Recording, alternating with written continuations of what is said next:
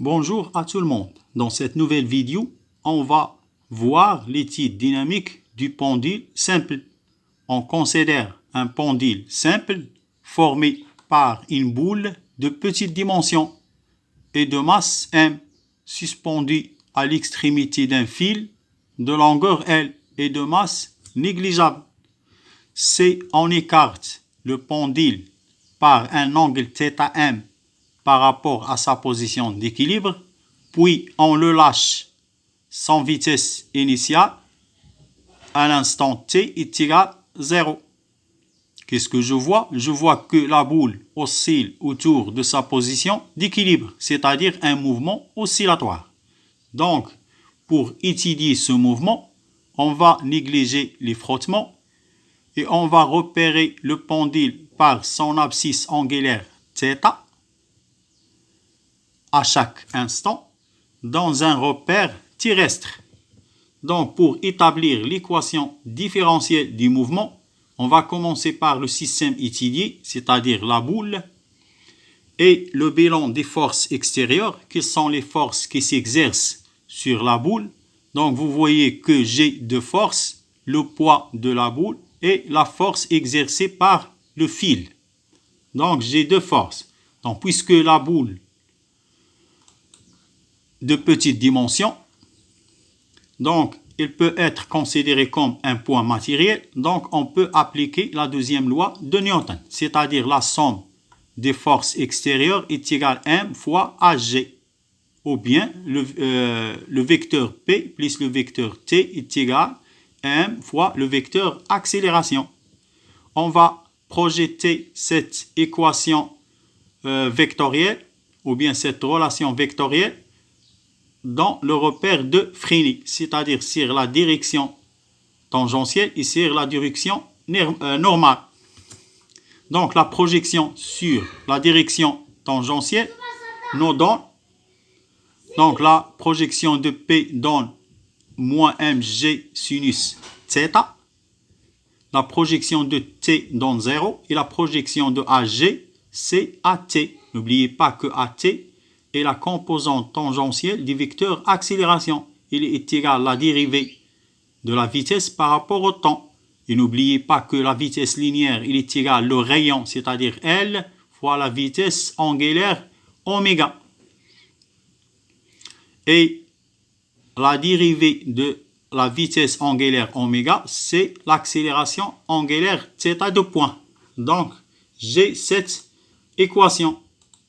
Donc, je remplace la dérivée de oméga par rapport au temps par l'accélération angulaire. Donc, j'ai cette équation. On va simplifier par 1. Qu'est-ce que je trouve? Je trouve θ de point plus G divisé par L sinus θ est égal à 0. Donc, j'ai une équation différentielle non linéaire. Donc, cette équation différentielle non linéaire, sa solution est non sinusoïdale. Mais n'oubliez pas que nous sommes dans le cas où l'angle θ est petit, c'est-à-dire dans l'approximation où sinus θ est égal à θ. Donc, je trouve cette équation différentielle. θ de point plus G divisé par L fois θ est égal à 0. Donc, cette équation différentielle est linéaire. Sa solution est une fonction sinusoïdale. C'est écrit sous cette forme. Donc, θ de t est égal à θm cosinus de p divisé par t0t plus phi. θm, c'est l'amplitude, s'exprime en radians. T0, la période propre, s'exprime en secondes. Phi, la phase à l'origine, s'exprime en radians. Donc, pour déterminer θm et phi, on utilise les conditions initiales. Mais pour déterminer l'expression de T0, il faut remplacer cette solution dans l'équation différentielle.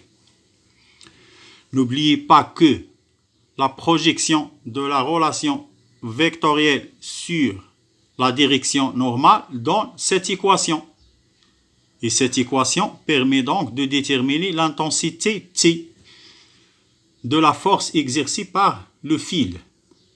Donc, la projection sur la direction normale donne moins mg cosinus θ. Projection de t donne plus t est égal à m fois an. An, c'est la composante normale des vecteurs accélération. Et cette composante normale, il est égal à la vitesse au carré divisé par le rayon, c'est-à-dire L. Donc, pour déterminer l'expression de la pulsation propre, période propre et la fréquence propre, il faut remplacer la solution de l'équation différentielle dans l'équation différentielle, ou bien le rapport G divisé par L représente la pulsation propre. On peut déduire la période propre. N'oubliez pas les relations T0 est égal à 2P divisé par oméga 0, donc T0, et la fréquence propre est égale à 1 divisé par T0. On peut montrer aussi que T0 est homogène à un temps. Pour cela, ou bien pour montrer ça, on va utiliser l'équation dimensionnelle.